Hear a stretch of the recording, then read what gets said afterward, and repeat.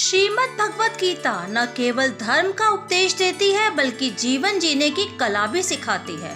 महाभारत के युद्ध के पहले अर्जुन और श्री कृष्ण के संवाद लोगों के लिए हमेशा प्रेरणा स्रोत हैं। गीता के उपदेशों पर चलकर न केवल हम स्वयं का बल्कि समाज का कल्याण भी कर सकते हैं।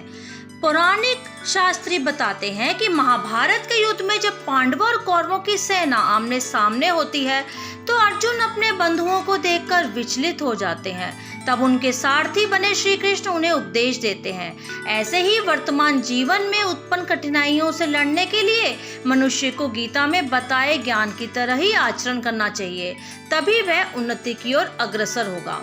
जैसे हमेशा क्रोध पर नियंत्रण रखें। गीता में लिखा है, क्रोध से भ्रम पैदा होता है, भ्रम से बुद्धि व्यग्र होती है और जब बुद्धि व्यग्र होती है तब तर्क नष्ट होता है और तर्क नष्ट होने पर व्यक्ति का पतन शुरू हो जाता है। इसी तरह से नजरिए में बदलाव आवश्यक है। जो ज्ञानी व्यक्ति ज्ञान और कर्म को एक रूप में देखता है उसी का नजरिया सही है। इससे वह इच्छित फल की प्राप्ति करता है। मन पर नियंत्रित करना बेहद आवश्यक है। जो व्यक्ति मन पर नियंत्रित नहीं कर पाते उनका मन उनके लिए शत्रु का कार्य करता है। हमेशा आत्म मंथन करिए। व्यक्ति को आत्म मंथन करना अति आवश्यक है। आत्मज्ञान की तलवार से व्यक्ति अपने अंदर के अज्ञान को काट सकता है, जिससे उसके उत्कर्ष की प्राप्ति अवश्य होगी।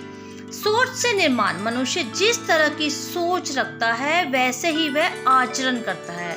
इसलिए अपने अंदर के विश्वास को जगाकर मनुष्य को सोचने में परिपक्व होकर अपने आप को कल्याणकारी बनाना चाहिए।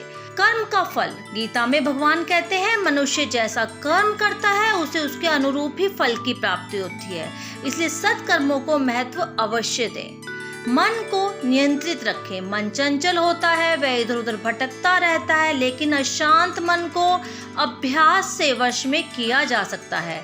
सफलता कैसे प्राप्त करें? मनुष्य जो चाहे प्राप्त कर सकता है। यदि वह विश्वास के साथ इच्छित वस्तु पर लगाकर चिंतन करे तो उसे सफलता अवश्य प्राप्त होगी।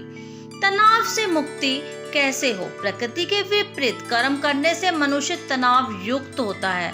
यदि तनाव मनुष्य के विनाश का कारण बनता है, केवल धर्म और कर्म मार्ग पर ही तनाव से मुक्ति मिल सकती है। काम कैसे किया जाए?